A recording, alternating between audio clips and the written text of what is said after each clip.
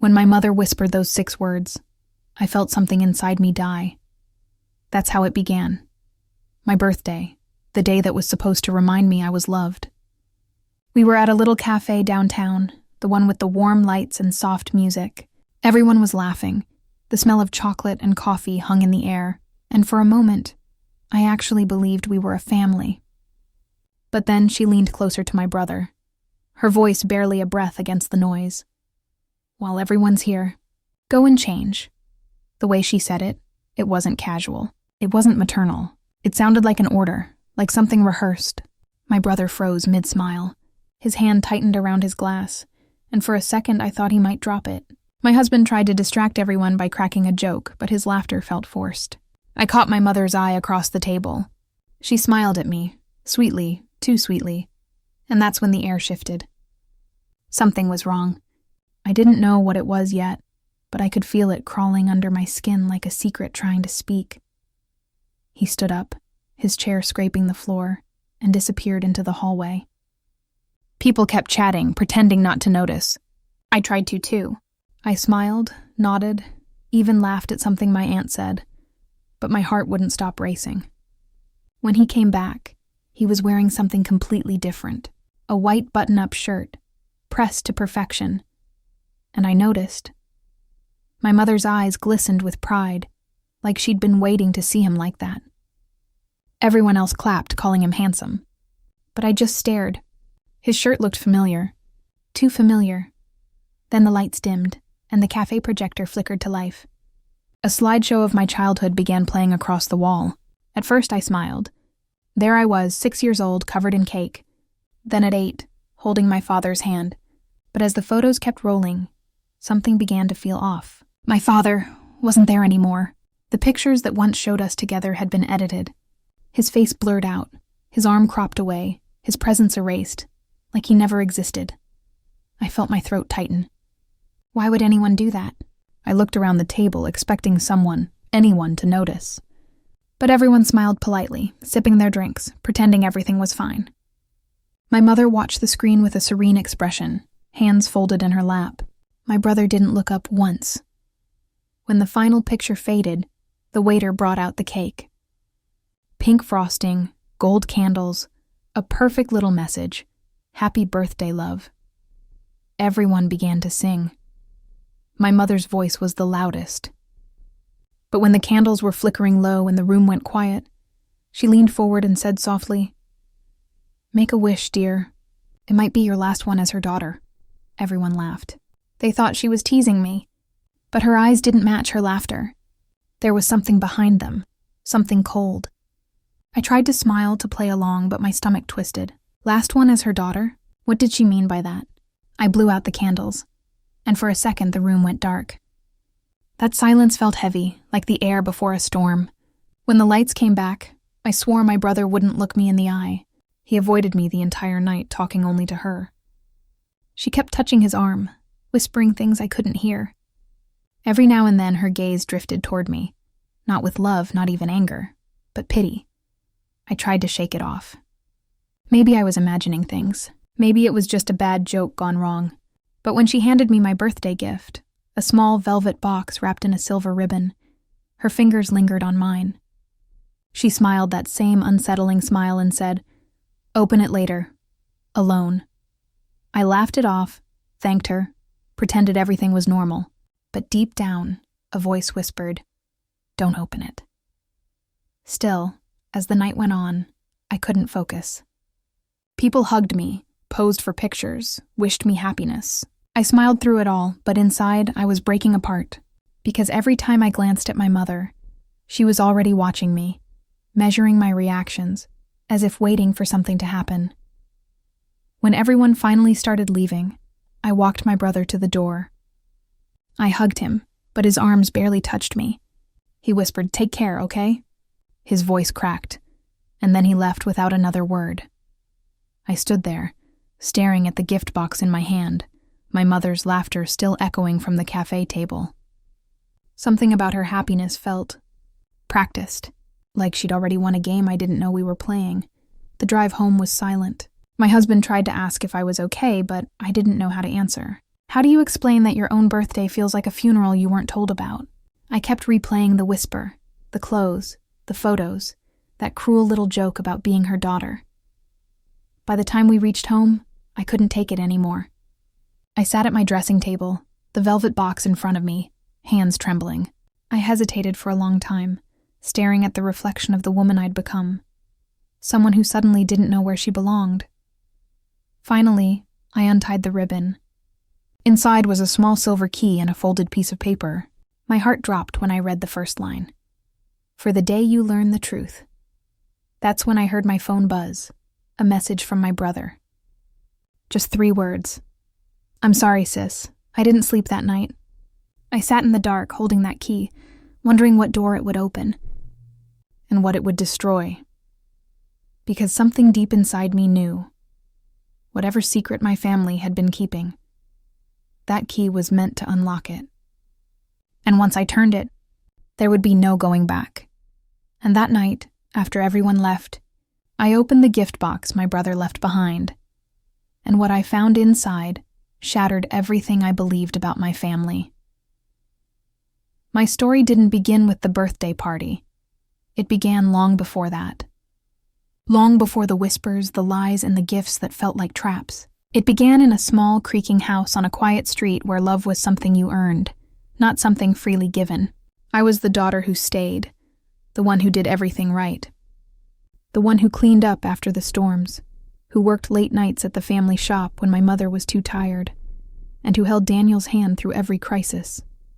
If someone had asked me back then what loyalty meant, I would have said it was everything. But I didn't understand that loyalty can be the prettiest chain someone ever wraps around your neck. My father vanished when I was 12.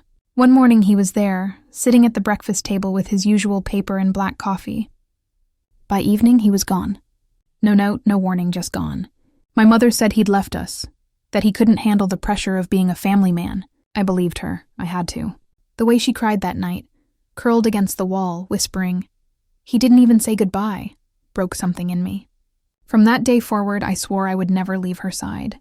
I became the good daughter, the quiet one who never asked questions. And Daniel, he was her golden child. Even at 10, he carried a kind of entitlement that came from being adored too much and questioned too little. As we grew older, the difference between us deepened. I worked, he drifted. I saved, he spent. When Mom needed medication, it was my paycheck that covered it. When Daniel wanted tuition for university, I signed the loan in my name. When he failed his first semester, I lied for him, told Mom it was just stress. She believed me, of course. She always believed Daniel. He just needs time, she'd say, while looking at me with that subtle, aching disappointment reserved for daughters who were dependable, but never extraordinary. But I didn't resent him then. Not yet. I loved my brother more than anything. He could do no wrong in my eyes. I used to call him my second heartbeat. I told everyone that one day he'd repay all our sacrifices, that he'd make Mom proud. I was wrong. It's strange, isn't it? How we build our entire identity around being needed, until the people we love stop needing us. When Dad vanished, I filled his empty chair, took on his responsibilities, made sure the bills were paid. I told myself that my obedience was love, but really, it was fear. Fear that if I didn't hold this family together, it would crumble. And maybe, deep down, part of me knew it already had. Years passed, and I became the quiet pillar of a house that felt like a museum of secrets. Mom grew colder with time. The warmth she once faked turned into politeness. We didn't hug anymore. We performed civility. Daniel, meanwhile, came and went as he pleased, calling her Mom in that soft, charming voice that melted her heart every single time. I envied the way she looked at him, how she forgave him before he even asked. One night, after working late, I came home to find them in the living room. Daniel was slumped on the couch, and Mom was gently combing his hair, whispering something I couldn't hear.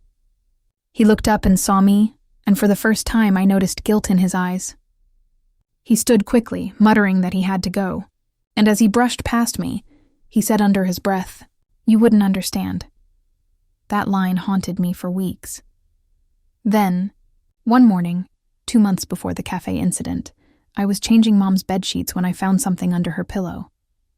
A hospital receipt, folded twice, slightly crumpled. At first, I thought it was one of her old medical bills, but when I opened it, my stomach turned. It wasn't hers. It was Daniel's. It listed him as a patient, but under next of kin, my mother's name was printed in bold, not mine. What struck me most wasn't the content, it was the date. Just a week before my father's disappearance anniversary. I sat there for a long time, holding that paper, staring at the faint blue ink. Why would she hide it? Why would she keep his medical file under her pillow like a secret love letter? I tried to convince myself it was nothing, but my hands wouldn't stop shaking. I placed the receipt back exactly how I'd found it, but from that night onward I started watching. Every detail, every whisper, every phone call she took in another room, and that's when I heard it. Late one evening, while washing dishes, I caught her voice through the half-open kitchen window. She was speaking softly, urgently, into her phone. No, she doesn't know. Not yet, she said. She can never know until it's legal. The words sliced through me. She can never know. Who was she? Who was the person on the other end of that call? And what was legal supposed to mean? I stood there in the dark, dripping hands clenching the sink, my reflection in the window trembling. For a moment, I thought she saw me, but she didn't. She just lowered her voice, turned her back, and said, "Daniel's ready. It has to happen soon." That night, I didn't sleep. I lay awake, staring at the ceiling, trying to make sense of it. Was it about money, property, some inheritance, or something worse, something buried deeper? Every possibility tore at me. I remembered all the times she'd told me not to worry about the finances, how she'd said Daniel would handle things once he graduated. I used to take pride in that trust, but now it felt like they'd been building something behind my back, a plan that didn't include me. The next morning, I tried to confront her. I asked, "Mom, what were you talking about last night?" She looked up from her tea, calm as ever, and said, "You must have been dreaming." Her tone was soft but final, the way you'd speak to a child you're trying to pacify. When I pressed, she sighed, patted my hand, and said, "Not everything in this house is your business." Her words hit me harder than any slap could have. Not my business? After everything I'd done, every sacrifice, every sleepless night, how could this family have secrets I wasn't allowed to touch? I felt like a stranger in my own home, but I didn't give up.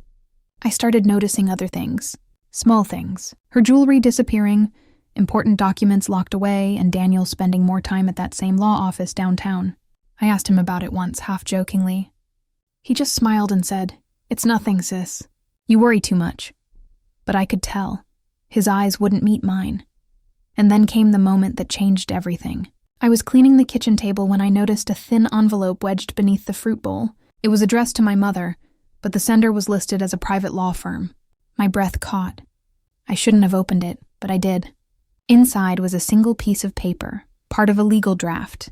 It mentioned beneficiary changes and confidential family matter. My name wasn't on it. Not once. I felt sick. Betrayed.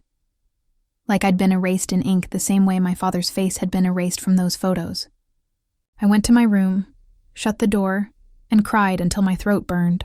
What had I done wrong to deserve this kind of exclusion? Why was I always the last to know? Sometimes I wonder, if I had confronted her that day, if I'd demanded the truth, would things have turned out differently? Or was everything already too far gone? Maybe love makes you blind to the obvious, or maybe loyalty makes you deaf to warning bells. I can't say, but I do know this. Silence is where betrayal grows best. 2 weeks later, Mom handed me an envelope and told me to drop it off at the post office. Curiosity got the better of me and I peeked inside. It was addressed to Daniel, care of that same law firm. I didn't open it, but I saw enough. A seal from a notary, and the words, "Personal Inheritance Clause." That was when the puzzle pieces began to move. My father, the documents, the whispers, my absence from every conversation that mattered. I started to feel like a guest in a story that was being rewritten without me. And then, one evening, I walked past Daniel's room and noticed his door slightly open. Inside, a faint blue glow from his laptop illuminated his desk. Papers were spread everywhere. I shouldn't have looked, but my eyes caught a glimpse of one page, one that would change everything I believed. A birth record. His, only. The father's name wasn't my father's. I froze, my blood turning to ice. What did it mean? Why would his father's name be different? Unless my father wasn't his at all. I stepped back, heart pounding, afraid to breathe. That's when I heard footsteps in the hall. My mother. I ran to my room and locked the door before she could see me. My pulse wouldn't slow down. I could barely think. I knew that if I asked about it now, they'd deny everything. I had to wait. I had to find proof. That night, I sat on the edge of my bed, the hospital receipt still hidden under my pillow, the echo of her words. She can never know, ringing in my head. If only I had known then that this was just the beginning of something much darker. Because the next document I would find wouldn't just reveal Daniel's truth, it would shatter my own. And then I discovered the first shocking receipt that proved it. My brother wasn't who I thought he was. If you found a secret document about your own family, would you confront them or pretend you never saw it? That night I couldn't close my eyes. The hospital receipt burned in my mind like a secret begging to be spoken. Every time I blinked, I heard my mother's voice again from that cafe. While everyone's here, go and change. Change what? Change who? I didn't know. But something inside me said it wasn't about clothes. It was about identity, about something far more dangerous than I could imagine. I started paying attention, really paying attention. My mother's phone was always face down now, her calls shorter, her tone colder. Daniel, once careless and loud, suddenly became cautious. He locked his room. He never left his bag unattended. Even his smiles felt rehearsed. One Friday morning, I told them I had errands to run. Then, from a safe distance, I followed their car. It stopped at a small law firm on Hill Street, the kind with tinted glass and gold letters that barely gleamed under the sun. I parked across the road and waited. Minutes turned into hours. When they finally came out, my mother was clutching a brown envelope, her expression unreadable. But Daniel's eyes, those eyes I once trusted, were full of quiet satisfaction. Later, I returned to that office pretending to inquire about legal advice. My palms were sweating when I leaned on the counter, trying to sound casual. I glanced at the papers scattered behind the receptionist. And there it was, a stack of folders. The top one read, Inheritance Division, Phase 2. My breath caught when I saw the names listed through the glass reflection. Daniel's name bold and clear. My mother's, too. Mine wasn't there. I smiled politely, turned, and walked out. But inside, something broke. That night, I asked Daniel, "Do you know if Mom's changing her will?" He laughed. "You're overthinking again," he said, his tone half amusement, half irritation. I wanted to believe him. I really did. But behind his smirk, I saw something else, a flicker of fear. From that day on, I started noticing more signs. Small ones. My documents missing from the drawer where I kept them. My mail arriving already opened. My name removed from the business group chat where I managed the accounts. It was subtle, careful, and cruel. One evening, while cleaning Daniel's room, something I hadn't done in years, I found a locked drawer. Normally, I would have respected his privacy, but that day, my hands acted faster than my thoughts. I pried it open. Inside were letters tied with a faded blue ribbon.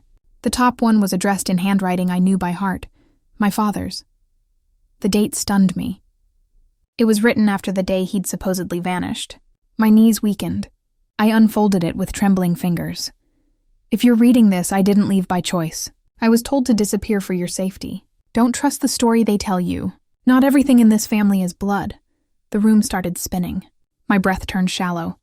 I pressed the paper to my chest like it could bring him back. My father hadn't left us. He'd been forced out, by whom? But as I looked deeper into the drawer, I found something even worse. A photograph, my mother, standing beside another man, holding a baby that looked unmistakably like Daniel. My lips went numb. My body felt hollow. That baby had my father's eyes, but the man in the photo wasn't my father. I sat there for what felt like hours, the letter and the photo trembling in my hands. When Daniel walked in unexpectedly, his voice snapped the air like a whip. "What are you doing here?" His tone wasn't brotherly. It was defensive, dangerous. I stammered something about cleaning, but he saw the papers. His face turned pale. Then he smiled softly. Too softly.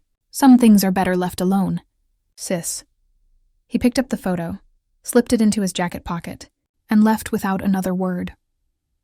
That night, I couldn't stop replaying his tone. Some things are better left alone. That wasn't a warning. It was a threat wrapped in kindness, and it worked. For days I couldn't eat, couldn't sleep. My mind kept circling back to one truth I couldn't admit aloud. My family was hiding something monstrous, and I was the last to know. One morning, I decided to stop being afraid. I went back to Daniel's room, my heart hammering so loudly I could hear it echo in my ears. I searched again, this time thoroughly. That's when I found it. A small white envelope wedged behind the false bottom of his drawer. It had my name written in capital letters, and below it, a date, just 2 weeks before my birthday. I tore it open. Inside was a DNA report. My hands were shaking so badly I could barely focus on the text. Line after line of medical jargon blurred together until one phrase snapped into focus. Subject A, Elena. No genetic relation to Subject B, Margaret. My mother, the woman who raised me, the woman who made me feel guilty for every breath I took. According to that report, she wasn't my mother at all. I screamed. It wasn't a scream of pain. It was disbelief, betrayal, and grief colliding into something primal. My voice cracked through the silence of the house. I didn't even realize the neighbors had come to the gate until I heard knocking. But I couldn't open the door. I couldn't explain what I'd just seen. How could I? How do you tell the world that your own existence is a lie? That your family, the people you bled for, sacrificed for, had been living a life scripted to erase you piece by piece? I sat there on the floor surrounded by papers, the DNA report crumpled in my hand, whispering to myself like a child. She's my mother. She has to be. She raised me. She loves me. But then another voice answered, quieter, colder. She raised you, yes, but for what reason? Because at that moment, I realized everything from my father's disappearance to the edited photographs to that whisper in the cafe was connected. It wasn't about inheritance. It wasn't about family pride. It was about removing me. And yet I still didn't know why. But what I found next, the last page tucked behind the DNA report, made the room tilt sideways. It was a form for legal guardianship termination. My mother had signed it. My brother had witnessed it.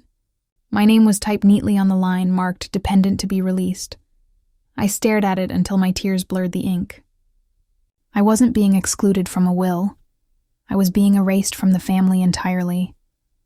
And that was the moment I realized this wasn't just betrayal. This was premeditated, planned. I thought I'd already seen the worst of their lies. But what came next, what I uncovered in that report's final paragraph, would tear through every last thread of my sanity. Because when I read the last line of that report, I screamed so loud the neighbors came running. The night I discovered the DNA report, I thought the worst part was over, but I was wrong. The worst part was pretending nothing had changed.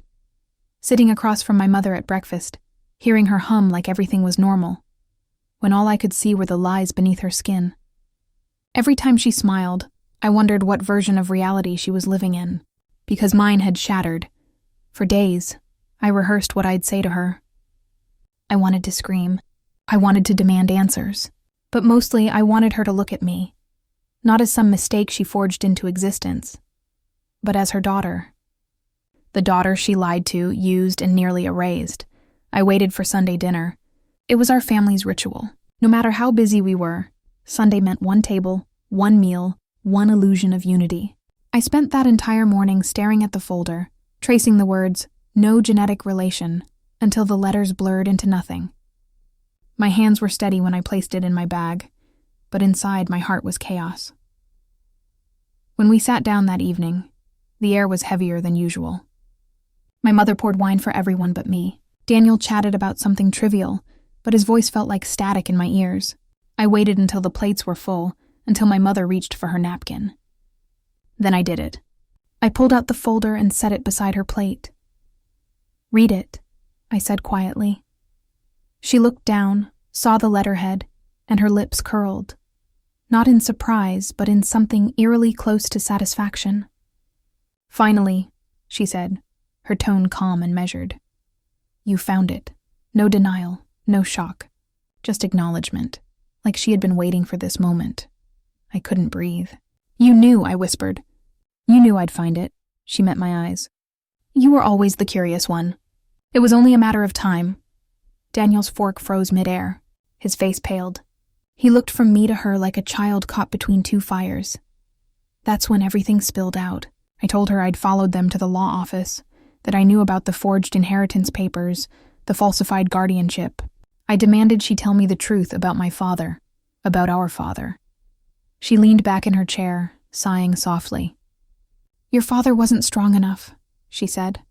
"He wanted everything to stay pure, but purity doesn't pay the bills. He left when he realized he couldn't control what I'd built." "He didn't leave," I snapped. "You forced him out." Her gaze hardened. "He had a choice. He just didn't like the consequences." Her words sliced through me. I looked at Daniel, searching for even a flicker of conscience. But he wouldn't meet my eyes. He just muttered, "Let it go, Elena. It's done." "Done?" I repeated, my voice trembling. "You forged my life. You rewrote who I am. How can that ever be done?" My mother's voice dropped to a whisper. So low it felt like poison slipping under my skin, because you were never supposed to be part of this family in the first place. The room spun. My fork slipped from my hand, clattering onto the floor. She smiled faintly, almost pitying me. "Do you really think love and loyalty are the same thing? I kept you here because I needed you. You were useful. Until you weren't." There are moments when silence feels heavier than sound. That was one of them. The only thing I could hear was my own heartbeat, thundering in my ears. I stood up, shaking. "I'm going to the police," I said. "You've stolen money, forged documents, lied under oath." She cut me off with a laugh. It wasn't loud. It was soft, controlled, and chilling. "You think anyone will believe a woman who doesn't exist on paper? Who has no legal father, no recorded birth under this name? You're a ghost in your own home." Her words hung there, sharp as glass. For the first time I saw her for what she truly was. Not a mother, but a strategist. Every move she'd made, every lie she'd told, had been a step in a game I didn't even know I was playing. But something inside me shifted. Fear turned into fury. If she wanted to erase me, she'd have to watch me carve my name back into the truth. That night, I gathered every piece of evidence I had. Letters, receipts, the DNA report, even the photo of her with that man and baby. I stayed up until dawn, printing copies, organizing everything into binders. My hands ached, but my purpose was clear. The next morning, I walked into a law office, different from theirs, smaller, humbler. I placed the documents on the desk and said, "I want to fight back." The attorney looked at me with disbelief when I told him the story. Then slowly he nodded. "You have enough to file," he said. "But be prepared. Families don't fight fair." He was right. The summons arrived 2 weeks later. The moment I saw the official seal, I knew there was no turning back. I imagined my mother's reaction when she received hers. Maybe she'd laugh again. Maybe she'd finally be afraid. The night before the hearing, I couldn't sleep. I sat by the window, staring at the moon. Everything I had ever known, birthdays, holidays, the warmth of her hand on my shoulder, suddenly felt staged. Like scenes from a play written to keep me quiet. When morning came, I dressed simply. No jewelry, no makeup, just truth. My attorney met me at the courthouse steps, his voice calm but firm. "They'll try to make you doubt yourself. Don't let them." The courtroom was colder than I'd imagined. Every echo of footsteps felt like judgment. My mother sat across the aisle, composed as ever. Her lips painted the same deep red she wore at every celebration. Daniel sat beside her, his hand resting protectively over hers. I wanted to hate them, but part of me still searched their faces for the people I used to know. When the judge called my name, I stood. My voice trembled on the first sentence but steadied as I continued. I laid out everything. The documents, the lies, the financial theft. I expected my mother to deny it, to perform, to manipulate, but she didn't. She just stared at me expressionless, as if I were a stranger in her way, and then something happened that made every drop of blood in my body freeze. The judge turned to the witness stand and said, "Call the next witness." I turned too, expecting my mother to rise. But she didn't move. The courtroom door opened. Footsteps echoed. When I looked up, it wasn't my mother walking to the stand. It was Daniel.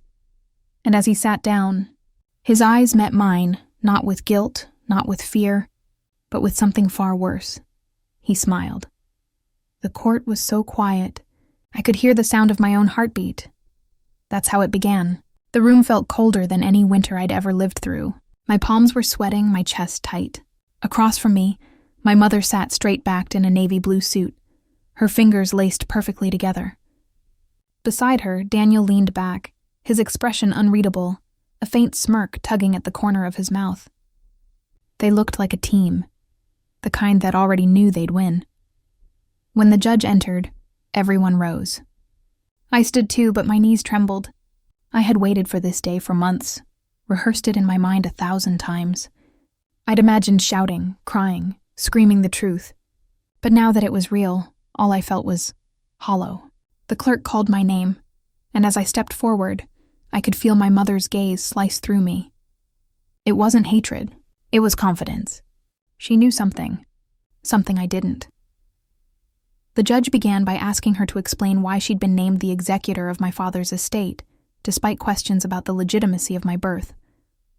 Her lawyer stood up smoothly and placed a folder on the table. "Your Honor," he said, "we have documents proving that the plaintiff, Miss Amelia, was adopted from a distant relative's family after her birth parents perished in a house fire.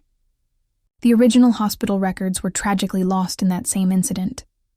The words hit me like a slap. "Adopted?" My stomach turned. I looked at my mother. She didn't blink. She simply nodded, her lips curved in that same faint, victorious smile. The judge frowned, flipping through the supposed documents. They looked old, stained, almost too conveniently aged. My lawyer whispered, "They're forgeries." But I didn't need him to say it. I could feel the lie bleeding through the pages. Still, for a moment, doubt began to creep in. What if she was telling the truth? What if everything I'd built my anger upon was wrong? But then I remembered that night. The night that started it all. My birthday at the café. The laughter, the candles, the whisper that changed everything. "Go and change before she notices the scar. It's identical to her father's." That whisper had haunted me. I'd almost convinced myself I'd imagined it, but the cafe's security cameras hadn't imagined anything. They'd captured it all. Every word, every flicker of guilt in her eyes. And now, as I reached into my bag for the USB drive, my fingers stopped trembling. "Your Honor," I said, my voice surprisingly steady, "I have evidence that contradicts my mother's claim." The room shifted. Daniel straightened, his jaw tightening. My mother turned her head slowly, her eyes narrowing. "What are you doing?" she hissed under her breath, the calm mask cracking for the first time. I plugged in the drive and nodded to the technician. The screen flickered to life. The footage showed the cafe's warm lighting, the crowd of family, the birthday candles. Then came the moment. Her hand on Daniel's shoulder, her lips close to his ear. And then the whisper. The sound echoed through the courtroom speakers. "Go and change before she notices the scar. It's identical to her father's." A collective gasp rippled through the room. Even the judge leaned back, eyes wide. My mother froze. For the first time, she looked small, fragile even. Daniel's eyes darted to me, then to her, confusion crossing his face like a storm. "Mom, what is she talking about?" he muttered. She didn't answer. Her hand trembled slightly, clutching the edge of the table. I stepped forward, holding up the DNA report. "This isn't about adoption," I said softly. "This is about betrayal. The test proves Daniel and I share the same father. You hid that because it would expose your affair and your lies." Her face drained of color. "You don't understand." "No, you don't understand." My voice cracked with years of buried pain. You let me believe I was an outsider, a mistake, while Daniel got everything.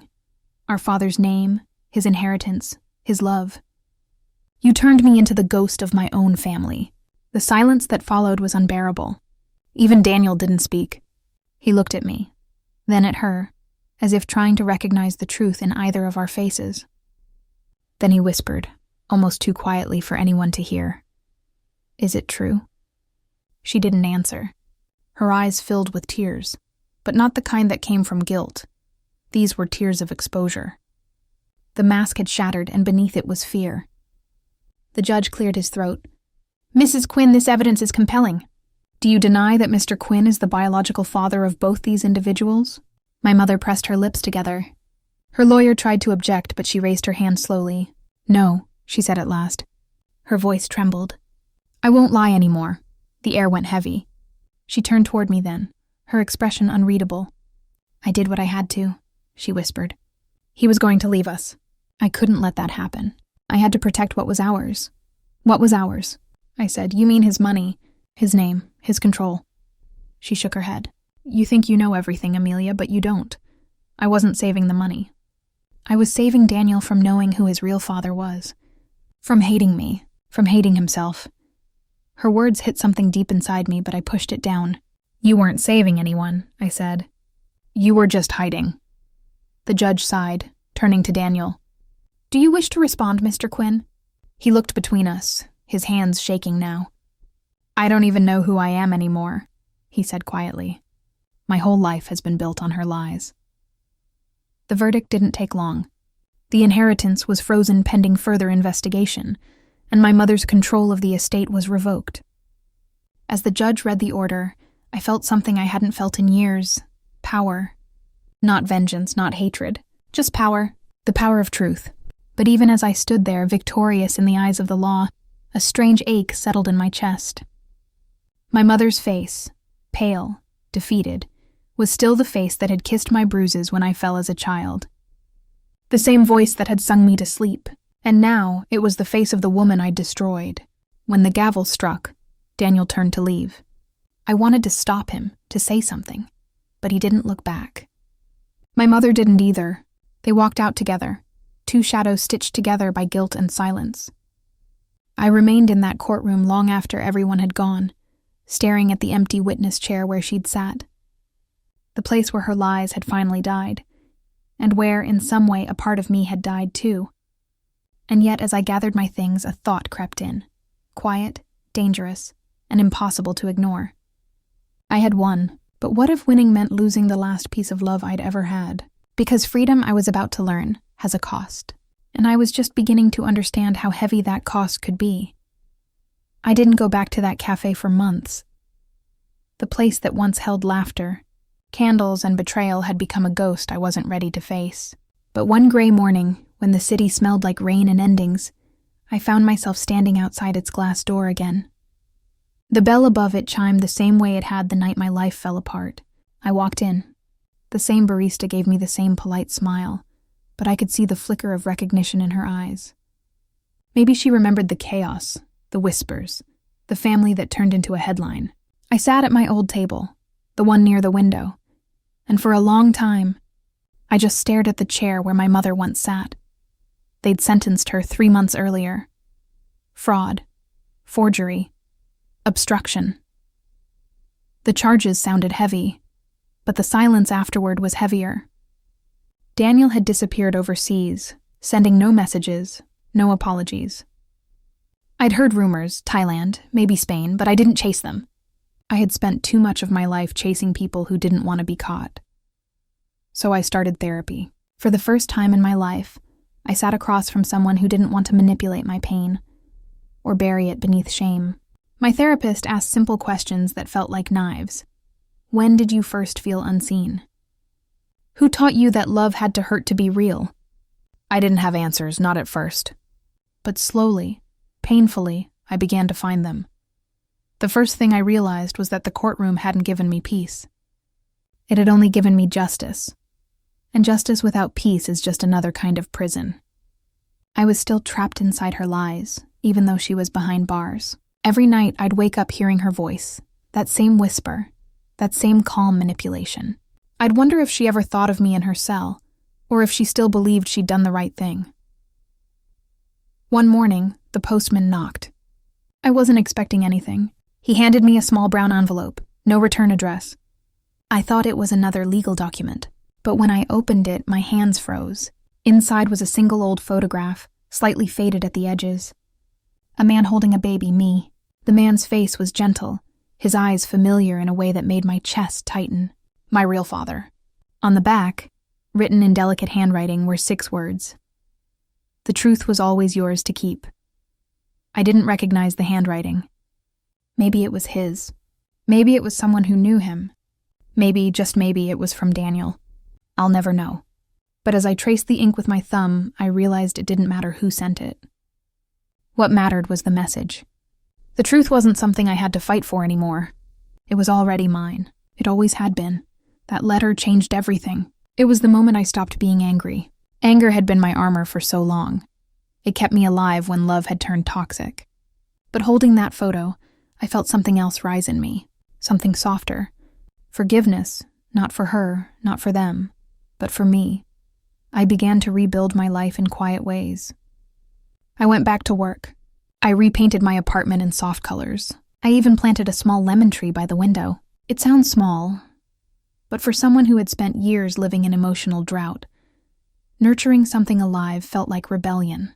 Every leaf that sprouted reminded me that growth can still happen after rot. Months later, when my next birthday came around, I almost ignored it. The thought of candles made me sick. But my friend Clara insisted. "You can't hide from the day you were born," she said. "You should reclaim it." So we celebrated, not in some fancy restaurant, not with speeches or family names, but in my living room, surrounded by friends who had stayed when blood didn't. They didn't know my full story, not all of it, but they didn't need to. They just knew I was healing. When they sang happy birthday, I didn't cry out of pain this time. I cried out of gratitude. And as I blew out the candles, I made a silent promise to myself. I won't let my past define me, but I will let it teach me. After the party, I did something I'd been planning for months. I donated a part of my inheritance, not the part soaked in guilt, but the part that still felt like mine, to a foundation for women rebuilding their lives after betrayal. The irony wasn't lost on me. My mother had built her life on lies. I was building mine on the truth. Some nights I still dream about her. Sometimes she's smiling like she used to when I was little, and sometimes she's sitting in that courtroom, looking at me with the same cold eyes. I don't wake up crying anymore, though. I just lie there, letting the memory fade into the dark. Because I've learned something powerful. Healing doesn't mean forgetting. It means remembering without breaking.